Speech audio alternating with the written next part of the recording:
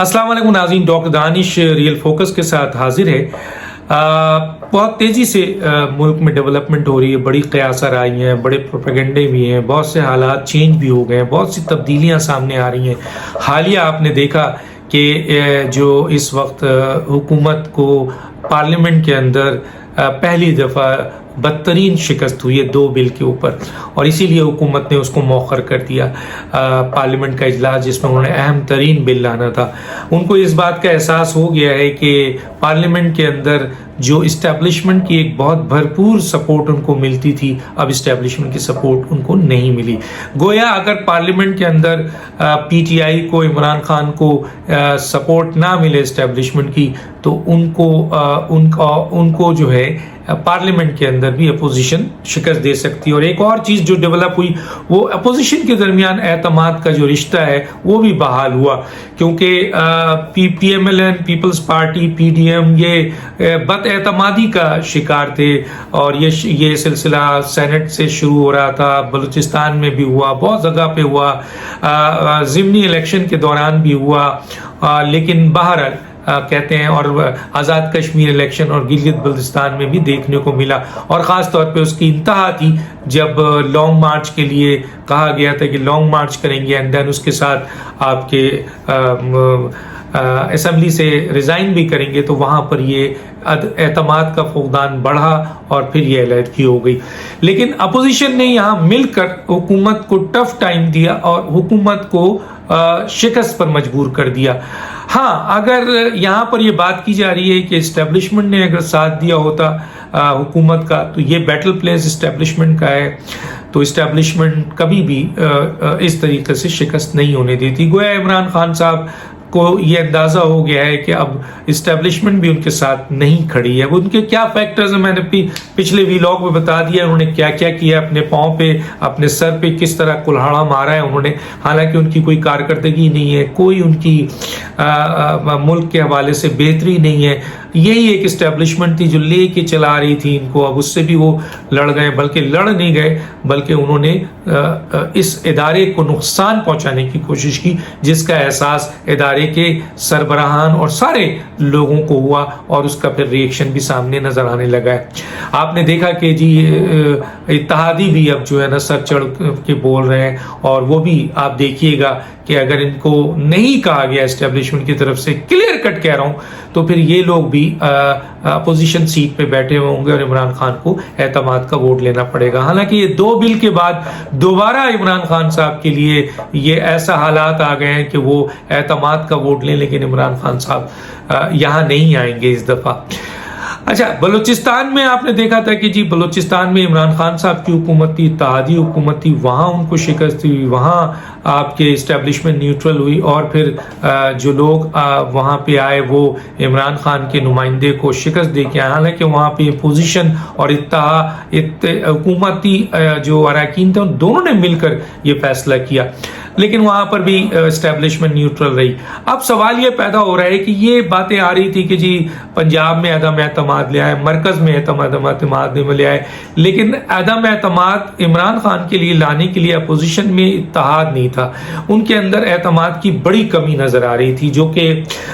ये सिलसिला बढ़ता रहा। और फिर आपने इन लोगों के स्टेटमेंट्स भी देखे होंगे, पंजाब के अंदर 1 सेकंड नहीं लगेगा ये अदम एतमाद लाए तो बुजदार साहब उड़ जाएंगे, मरकज में अगर एस्टेब्लिशमेंट न्यूट्रल होती है तो ये उड़ जाएंगे। लेकिन यही बात थी कि एतमाद की कमी थी। पीएमएलएन समझती थी कि शायद वो ब्लफ कर रहे हैं, पीपल्स पार्टी ये समझ रही कि वो ब्लफ कर रहे हैं, और पीडीएम के जो सरबराह हैं मौलाना फजल रहमान, वो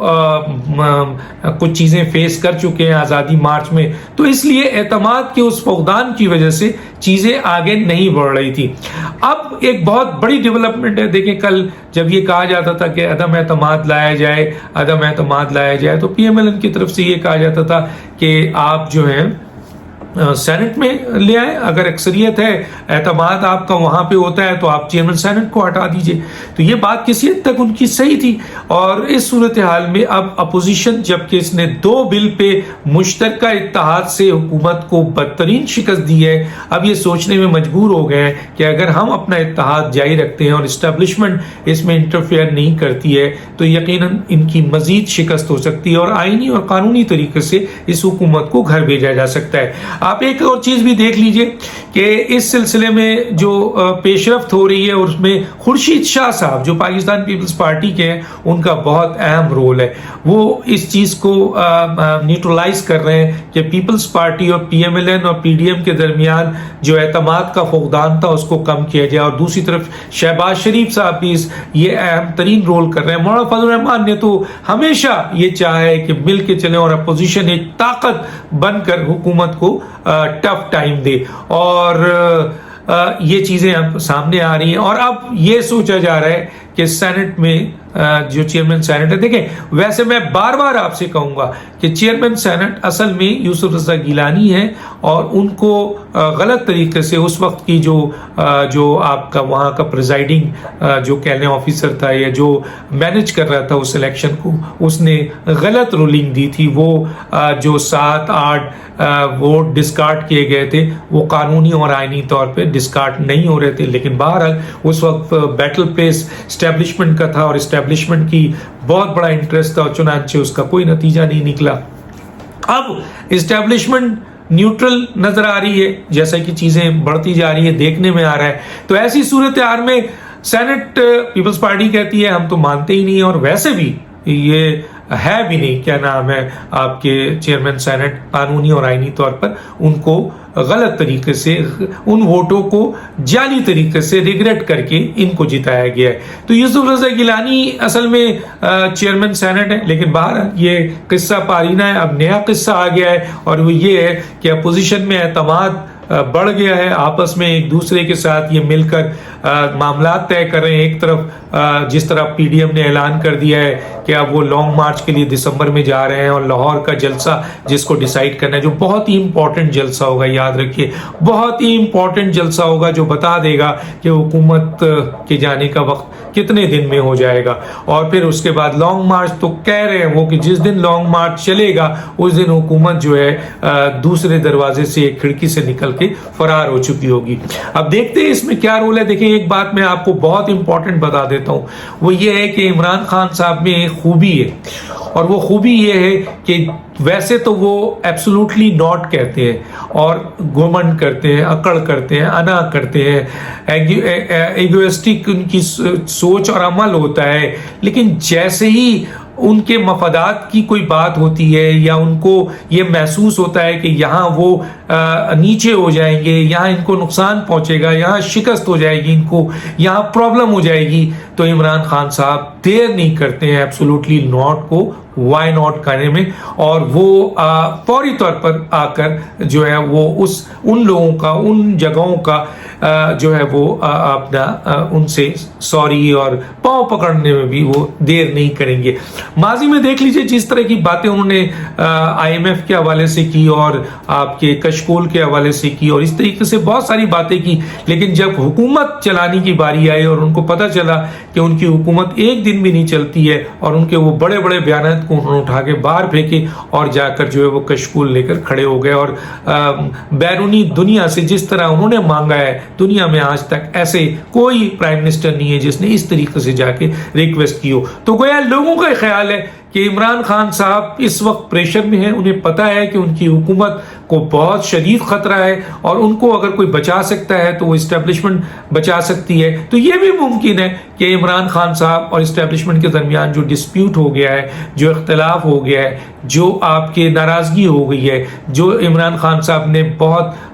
غلط اسٹیپ لیے ہیں اور نقصان پہنچانے کی کوشش کی ہے اس اعتماد کو, اسٹیبلشمنٹ جو ان کی محسن تھی, اب لوگ یہ کہتے ہیں کہ ان کا کوئی دیر نہیں ہے, اگر ان کے سارے دروازے بند ہو جائیں گے تو وہ وہی اسٹیبلشمنٹ کے پاس دروازے پہ جا کے کھڑے ہو جائیں گے اور ان سے کہیں گے کہ وائی ناٹ ایبسولوٹلی ناٹ ختم. وائی ناٹ, حکم کیجئے آقا, حکم کیجئے سر, حکم کیجئے کیا کرنا ہے. تو اس صورتحال میں کیا اسٹیبلشمنٹ ان کو ایکسپٹ کرے گی؟ اب اس میں دو اسکول آف تھاٹس ہیں. وہ پہلی اسکول آف تھاٹس یہ ہے کہ عمران خان کے بارے میں جو اسٹیبلشمنٹ کی رائے تھی وہ بدل چکی ہے, اور اسٹیبلشمنٹ دیکھ چکی ہے کہ عمران خان صاحب کو اگر طاقت مل جائے یا اختیار مل جائے تو وہ اپنے محسنوں کے ساتھ کیا کرتے ہیں وہ کسی کے بھی نہیں ہے. اور ایک اسکول آف تھاٹ یہ ہے کہ عمران خان صاحب بالکل ہر چیز لے کر سامنے کھڑے ہو جائیں گے, تو اس وقت ایک سائیکولوجیکل تھنکنگ بھی, ایک سائیکولوجیکل اسٹڈی بھی ہے کہ جی انسان جب بالکل سامنے آ کر نیچے گر کر ہر چیز ماننے کو تیار ہو جاتا ہے تو بعض اوقات جو ہے دوسرا حریف جو ہے وہ کمپرومائز کر لیتا ہے یا نیوٹرل ہو جاتا ہے. لیکن کہا ایک اس پہ ایک آپ کے حدیث بھی ہے کہ وہ مومن نہیں جو ایک سوراخ سے بار بار ڈسا جائے. تو آیا اسٹیبلشمنٹ عمران خان صاحب کی ریکویسٹ پہ, معافی پہ, سوری پہ, وائی ناٹ پہ آگے بڑھ کر جب ان کے تمام راستے بند ہو گئے اور اس اسٹیبلشمنٹ سے ان کی لڑائی رہی ہے, اس اسٹیبلشمنٹ کو وہ تو چھوڑ چکے ہیں, وہ تو 20 کے بعد چھوڑ دیں گے. اس اسٹیبلشمنٹ کو, اب اس اسٹیبلشمنٹ کو جو میجر اسٹیبلشمنٹ ہے, جو میجر طاقت ہے, ان کے در پہ کھڑے ہو کر وہ کہیں گے جی میں حاضر ہوں. اور یہ ان کا سلسلہ رہا ہے. جو لوگ کہتے ہیں, جو ان کے دوست ہیں, احباب ہے, جتنا لوگ جانتے ہیں, تو کیا اگر وہ جا کے کھڑے ہو جاتے ہیں, جھک جاتے ہیں اور ہر چیز سرنڈر کر دیتے ہیں, تو کیا جو مین اسٹیبلشمنٹ ہے وہ ان کے ساتھ کمپرومائز کر کے دوبارہ کھڑی ہو جائے گی, دوبارہ ان کو موقع دے گی؟ یہ تو وقت بتائے گا. لیکن لوگ یہ کہتے ہیں, ایک اور جو اسکول آف تھاٹ ہے وہ یہ کہتے ہیں کہ عمران خان کی شخصیت کے علاوہ کوئی اور ہوتا تو شاید اسٹیبلشمنٹ یہ سوچ بھی لیتی, لیکن کیونکہ عمران خان کی فطرت میں یہ نہیں ہے, بلکہ وہ ذرا سی طاقت ان کو کسی بھی وقت مل گئی تو انہوں نے پھر وار کرنا ہے, پھر اٹیک کرنا ہے, پھر ان کا وہ آنا, گھمنڈ, اکڑ, تکبر اور ایگوئسٹک سوچ جو ہے وہ آ جائے گی. آپ کو یاد ہوگا کہ عمران خان صاحب فوج کے بہت خلاف تھے, اسٹیبلشمنٹ کے بہت خلاف تھے, لیکن وقت ضرورت پڑا تو پھر انہوں نے سب کچھ سرنڈر کر دیا. لیکن جیسے ہی ان کو تھوڑی سی طاقت ملی, جیسے ہی, تو پھر انہوں نے اٹیک کیا ہے. اور یقیناً یہ ان کی فطرت میں بہت سی جگہوں پہ دیکھنے کو ملا ہے. تو لوگ یہ کہتے ہیں کہ اسٹیبلشمنٹ اب کبھی بھی یہ جو ہے وہ کبھی غلطی نہیں کرے گی کہ وہ عمران خان صاحب کے ساتھ اب دوبارہ کھڑی ہوتی ہے. وہ فری انہوں نے عمران خان کو دیا ہے کہ آپ اپنے کابینہ, اپنے زور بازو, اپنی سیاست, اپنی حکمت عملی, اپنے لوگوں کے ساتھ اتحادی آپ کے ساتھ ہیں, آپ ان کو منا سکتے ہیں, منائیں, ان کو لے کے چل سکتے ہیں, چلیں, جتنی حکومت چلا سکتے ہیں آپ چلائیں. اسٹیبلشمنٹ اب اپنا رول ادا نہیں کرے گی, جو کہ اس وقت نظر آ رہا ہے. میں نے کہا کہ عمران خان صاحب قدموں پہ گر جائیں گے جب ان کو تمام راستے بند ملیں گے, اور اب وہ وقت آ رہا ہے کہ ان کو تمام راستے بند ہوتے ہوئے نظر آ رہے ہیں. تو دیکھتے ہیں. اب جو مسئلہ ہے وہ یہ ہے کہ سینٹ کا ہے, ادھر اپوزیشن کا بھی امتحان ہے کہ وہ, اور اس میں نے جیسے کہا کہ خورشید شاہ اور ان کا بڑا رول ہے, ہو سکتا ہے پیپلز پارٹی لانگ مارچ کا بھی حصہ بن جائے. اور یہ جو سینٹ کے اس میں الیکشن چیئرمین کو ہے, یہ چیئرمین اگر یہ طے ہو جاتا ہے اپوزیشن کا کہ چیئرمین سینٹ کے خلاف عدم اعتماد لایا جائے, جس کے لیے پی ایم ایل این بھی راضی ہے, پی ڈی ایم بھی راضی ہے, پیپلز پارٹی بھی راضی ہے, تو یہ اگر ہو جاتا ہے اور اپوزیشن جیت جاتی ہے اور اسٹیبلشمنٹ یہاں پہ بھی نیوٹرل رہتی ہے, تو ان کے درمیان اعتماد کا رشتہ بھی بڑھے گا, اور اسٹیبلشمنٹ اور اپوزیشن کے درمیان جو اعتماد کا فقدان ہے وہ بھی کم ہوگا. تو دیکھتے ہیں. بہت تیزی سے یاد رکھیے, نومبر بہت ہی امپورٹنٹ ہے. 17 نومبر کی ڈیٹ میں بار بار کہہ رہا ہوں بہت ہی امپورٹنٹ ہے, اور وہ مریم نواز صاحبہ کا کیس ہے. اس کیس میں بظاہر جو ہے وہ سب کچھ ہم ڈسکس کر چکے ہیں. 17 نومبر کو آیا عدالت جو ہے وہ اس کیس کو مزید کسی اور اینگل پہ لے جاتی ہے, اور اگر میرٹ پہ لے جاتی ہے تو بہت بڑے بڑے آئینی ماہرین کا یہ خیال ہے کہ مریم نواز صاحبہ کا 17 نومبر کا کیس اگر حقیقی معنوں میں آرگومنٹس ہوا اور اس میں قانون کی بات ہوئی اور ان چیزوں کو شامل کرنے کی بات ہوئی جو کہ بیان کی گئی ہے اس آپ کے ریکویسٹ میں, اس درخواست میں, تو ایک بڑا بھونچال آ سکتا ہے اور مریم نواز صاحبہ کے فیور میں فیصلہ آ سکتا ہے. اب دیکھتے ہیں ادارے بھی آہستہ آہستہ زور پکڑ رہے ہیں. جو جہاں جہاں دباؤ تھا، ایون اسلام آباد ہائی کورٹ میں بھی کہا گیا کہ ہم پر دباؤ ہے، تو وہ دباؤ اب آہستہ آہستہ ختم ہوگا. اور بہت زیادہ لوگوں کو امید ہے کہ شاید اس مہینے کے آخری ویک میں کافی حد تک چیزیں سامنے آ جائیں گی اور دباؤ جو ہے وہ ختم ہو کر ادارے اپنے فیصلے میرٹ پہ کرنا شروع کر دیں گے. ڈاکٹر دانش پہ اللہ حافظ.